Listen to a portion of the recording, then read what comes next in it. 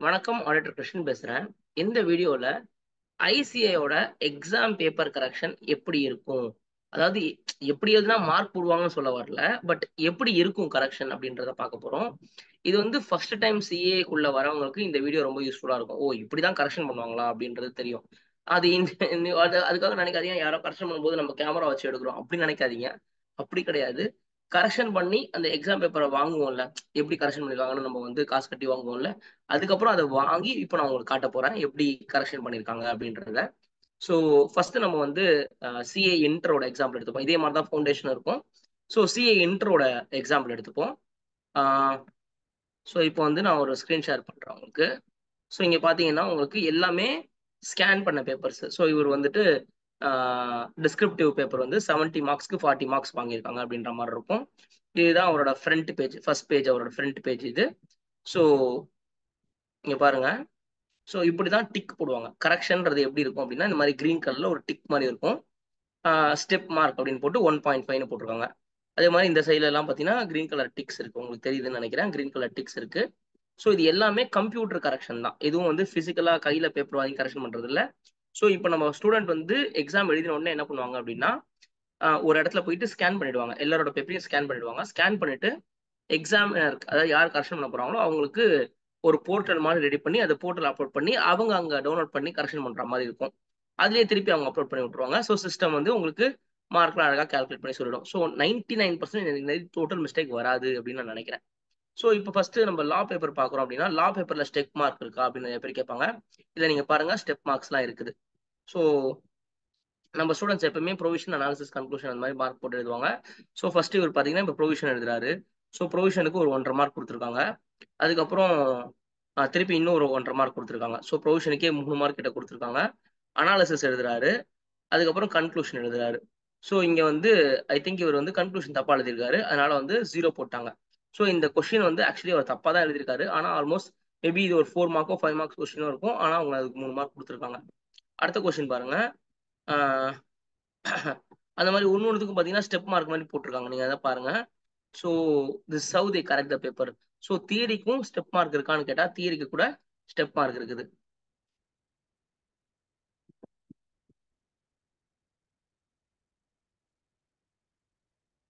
பார்த்துட்டே இருங்க, இது மாதிரி தான் இருக்கும். ஸோ இப்போ எம்சிக்யூ எப்படி இருக்கு அப்படின்னு பார்த்தீங்கன்னா, எம்சிக்யூ இங்கே ஃப்ரண்ட்ல இருக்கும் பாருங்க.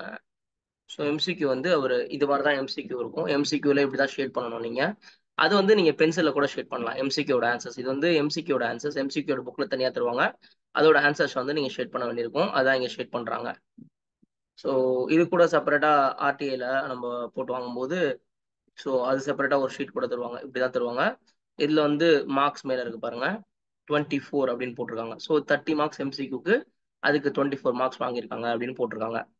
ஸோ இது வந்து நம்ம ஒரு இந்த பேப்பர் முடிச்சிட்டோம். லைக் இன்னும் ஒரு தியரி பேப்பர் முடிச்சிட்டோம். அடுத்தது ஒரு சம் பேப்பருக்கு போவோம்.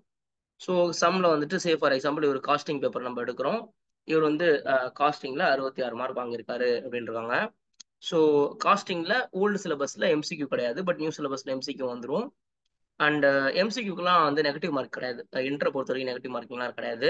ஸோ இங்க பாருங்க, காஸ்டிங்ல அழகா ஸ்டெப் மார்க்ஸ் போட்டிருக்காங்க பாருங்க, எப்படி கரெக்ட் பண்றாங்கன்னு சொல்லிட்டு. ஸோ அழகா ஸ்டெப் மார்க்ஸ் போட்டிருக்காங்க பாருங்க. ஸோ இது தப்பு அப்படின்னா ஒரு ஒரு ஒருத்துலயும் தப்பு.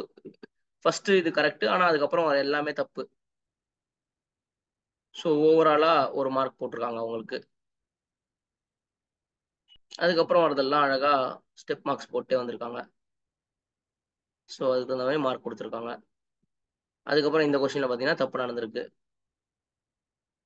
அதுக்கு தகுந்த மாதிரி ஸ்டெப் மார்க் போட்டிருக்காங்க. ஸோ இப்படிதான் வந்து ஐசிஐ கரெக்ஷன் பண்ணுவாங்க. உங்களுக்கு புரிஞ்சிருக்கும்னு நினைக்கிறேன். ஸோ இதுல வந்து எப்படி மார்க் கொடுப்பாங்கன்றத நான் சொல்ல வரல, அது என்னோட நோக்கம் இல்லை. பட் எப்படி அவங்க கரெக்ஷன் பண்றாங்க அப்படின்றது தான் நான் சொல்ல வந்தேன். ஸோ இந்த மாதிரி டிஜிட்டலா கரெக்ஷன் பண்றதுனால தான் அவங்களால ரிசல்ட் ரொம்ப சீக்கிரமா விட முடியுது. இல்லைன்னா முன்னாடி கொரியர்லாம் நிறைய டைம் ஆகும். அங்கேருந்து கொரியர் அனுப்புறது, இங்கேருந்து கொரியர் நிறைய டைம் ஆகும். அதனாலதான் இப்போல்லாம் வந்துட்டு நீங்க ஆர்டிஐலையோ இல்லைன்னா ஐசிஐ பேப்பரோ அப்ளை பண்ணா கூட உங்களுக்கு ரொம்ப சீக்கிரமா வருது. இப்போல்லாம் வந்து ஆல்மோஸ்ட் லெஸ் தேன் 30 டேஸ்ல உங்களுக்கு ஆர்டிஐ அனுப்பிச்சிடுறாங்க. So this how it is. So ஃபவுண்டேஷனுக்கும் கிட்டத்தட்ட இதே மாதிரி தான். நான் ஃபவுண்டேஷன் கூட உங்களுக்கு காட்டுறேன், ஒரே ஒரு நிமிஷம் இருங்க. ஸோ இது வந்து சிஏ ஃபவுண்டேஷனோட ஆன்சர் பேப்பரு. ஸோ பார்த்தீங்கன்னா உங்களுக்கு தெரியும் பிரின்சிபல் அண்ட் ப்ராக்டிசஸ்ன்னு சொல்லிட்டு இருக்கும். இதில் ஃப்ரண்ட் பேஜ் டிஃப்ரெண்ட்டாக இருக்கும். ஸோ இதில் பார்த்தீங்கன்னா உங்களுக்கு அதில் வந்து எம்சிக்யூ இருக்க மாதிரி இருக்கும். இன்டர்லலாம் ஃப்ரண்ட் பேஜ், ஃபவுண்டேஷனில் எம்சிக்யூ இருக்க மாதிரி இருக்காது, இது மாதிரி இருக்கும். ஸோ இதில் ஒரு ஒரு கொஸ்டினும் நீங்கள் எழுதி முடிச்சதுக்கு அதோட டோட்டல் இங்கே மார்க் போட்டிருக்காங்க, உங்களுக்கு தெரியும்னு நினைக்கிறேன். டோட்டல் மார்க்ஸ் இங்கே வருது ஃப்ரண்ட்டில். ஜென்ரலாக பசங்க எந்த கொஸ்டின் எழுதினாங்களோ அதை டிக் பண்ணுவாங்க, அது பக்கத்துலேயே அவங்க மார்க் போடுவாங்க. ஸோ இவர் வந்து 84 மார்க்ஸ் எடுத்திருக்காரு அவுட் ஆஃப் 100க்கு. ஸோ எப்படி கரெக்ஷன் பண்றாங்க? ஆக்சுவலி இங்க டப்பா டப்பாவா தெரியுதுல, அதெல்லாம் டிக் இருக்கு. ஆனா நம்ம கண்ணுக்கு தெரியல, ஆனா அங்க டிக் இருக்குது ஆக்சுவலி. ஸோ போட்டுட்டு இவங்க மார்க் போடுறாங்க. ஒன்னொன்னுத்துக்கும் டிக் போட்டே வந்திருக்காங்க, அந்த டப்பா இருந்து டிக் டிக்கா வருது ஆக்சுவலி. போட்டு மார்க் போடுறாங்க. ஸோ இப்படிதான் வந்து ஃபவுண்டேஷனோட பேப்பரும் இருக்கும். ஸோ இதுல வந்து நீங்க பேப்பரை திருப்பி வச்சுலாம் எழுதக்கூடாது.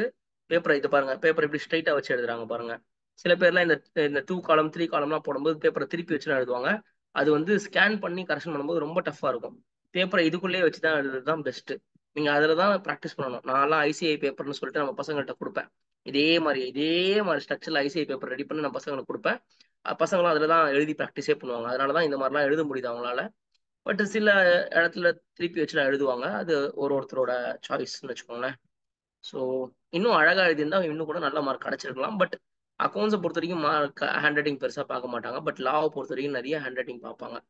என்னை பொறுத்த வரைக்கும் ஆனால் மார்க் சொல்லுவாங்க, மார்க்லாம் ஹேண்ட் ரைட்டிங்லாம் பார்க்க மாட்டோம் அப்படின்னு சொல்லுவாங்க. பட் ஆப்வியஸ்லி மனுஷன் தானே கரெக்ஷன் பண்ணுறான், மிஷினில் மார்க் தானே போடுறாங்க. ஸோ அதனால கொஞ்சம் அழகாக இருந்ததுன்னா மார்க் ஒரு 5 மார்க் எக்ஸ்ட்ரா வரதுக்கான வாய்ப்புகள் இருக்கு. So thank you so much. Bye. All the best.